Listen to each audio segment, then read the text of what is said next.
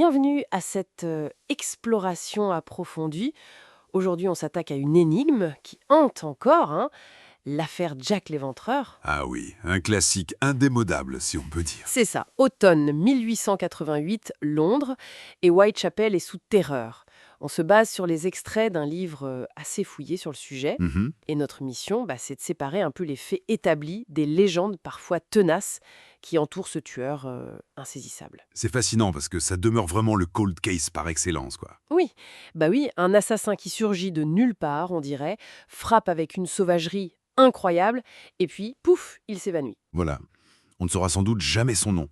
Mais ce que les sources permettent, c'est quand même de brosser un portrait assez précis. De son mode opératoire, du contexte. Oui, de comment il opérait et de comprendre pourquoi cette affaire résonne encore si fort aujourd'hui. Alors, plongeons au cœur de l'horreur, Hmm. les fameux 5 meurtres canoniques, concentrés sur quelques mois à peine. Très rapproché, oui. Marianne Nichols, Annie Chapman, Elizabeth Stride, Catherine Eddowes, et puis Mary Jane Kelly, avec des mutilations terribles.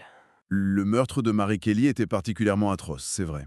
Et l'histoire de Pauline Nichols, retrouvée égorgée, ça nous rappelle la vulnérabilité de ces femmes à Whitechapel. C'était un quartier misérable, Ah oui, les sources décrivent bien ça. Un vrai labyrinthe, sordide, surpeuplé, presque un personnage de l'histoire. Difficile d'imaginer comment la police a pu enquêter là-dedans. Mais c'était un défi. Colossal, pour l'époque. Déjà, le concept même de tueur en série, c'était flou. Art de profilage comme aujourd'hui, j'imagine. Exactement. Pas d'ADN, évidemment, pas de profilage psychologique formalisé. Les empreintes digitales, c'était les tout débuts. Et le quartier lui-même? Le quartier aidait le tueur, clairement. Ruelles sombres, passagers, partout. Et par-dessus ça, la presse qui s'en donne à cœur joie. Ah, la presse déchaînée, avide de sensationnel. Et puis toutes ces lettres, des centaines de canulars. Dont les fameuses Dear Boss. Oui, qui a donné son surnom au tueur, et From Hell avec le morceau de rein envoyé à George Lusk. Assez macabre. Malgré tout ça, la police a fait des efforts, non? Les sources le montrent. Ah oui, des efforts considérables. Patrouilles massives, des milliers d'interrogatoires, 80 000 avis distribués. Mais bon, c'était chercher une aiguille dans une botte de foin. Une botte de foin avec plus de 100 suspects au fil du temps. C'est Mais énorme. ouais, énorme, oui. Et les sources mentionnent des noms qui circulaient déjà à l'époque, même cités par les enquêteurs. Comme Montage John Druitt, l'avocat retrouvé noyé. Voilà, ou Aaron Kosminski, cet immigrant polonais qui a fini en asile. Mais ce qui ressort quand on lit les documents, c'est qu'aucune piste ne tient vraiment la route, en fait. Exactement. Et ça, c'est un point clé. Malgré ces suspects un peu privilégiés par certains policiers comme McNacton, Oui. l'absence totale de preuves tangibles contre qui que ce soit montre surtout les limites de la police scientifique de l'époque, Et le chaos de Whitechapel. plus que la culpabilité de ces hommes. Tout à fait. Les alibis tiennent, les descriptions divergent, rien ne colle vraiment. Et sur ces incertitudes, les mythes ont fleuri.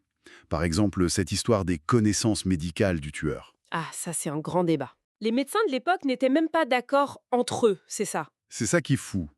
Vous avez le docteur Bonds qui dit « aucune compétence particulière, même pas celle d'un boucher ». Ah oui, carrément. Et à l'inverse, le docteur Phillips, qui a vu plusieurs corps, lui était frappé par la propreté, entre guillemets, de certaines exérèses d'organes. Utérus, reins, Fait dans le noir, dans la précipitation. voilà.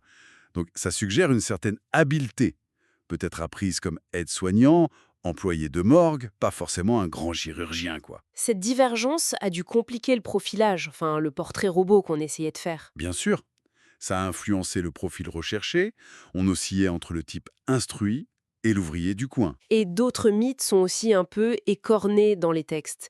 L'idée qu'il était gaucher. Oui, ça s'est réfuté assez vite en fait. Les coupures à la gorge, de gauche à droite, indiquent plutôt un droitier. D'accord. Et le graffiti de Jews Are, trouvé près du tablier d'Edwards.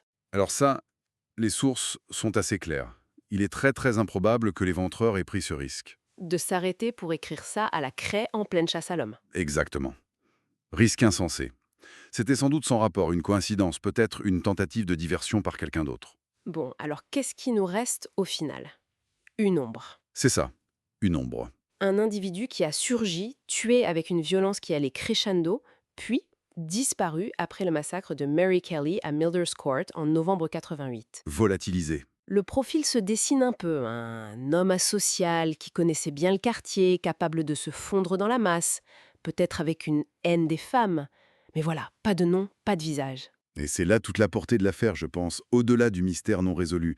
C'est une photographie incroyable du Londres victorien. De ces fractures sociales. Oui, des débuts de l'enquête criminelle moderne, de la psychologie du crime en série, et puis de notre propre fascination, un peu morbide pour le crime. Ça montre crûment l'impuissance de l'ordre face à un certain type de mal, non? Exactement, un mal insaisissable. Et une dernière réflexion qui vient des sourcimoisés, le profil suggère plutôt un psychopathe organisé. Pas un fou délirant. Oui, quelqu'un capable de mener une double vie, potentiellement. Les experts cités estiment d'ailleurs qu'il est peu probable qu'il se soit suicidé. Mhm. Alors, si c'est juste la chance, une arrestation pour autre chose, la maladie, un accident, un déménagement qui a arrêté ces crimes, qu'est-ce que ça nous dit sur la nature du mal? Bonne question. Sur sa capacité à s'évanouir comme ça, dans la nature, aussi soudainement et silencieusement qu'il était apparu. Ça laisse songeur, en effet.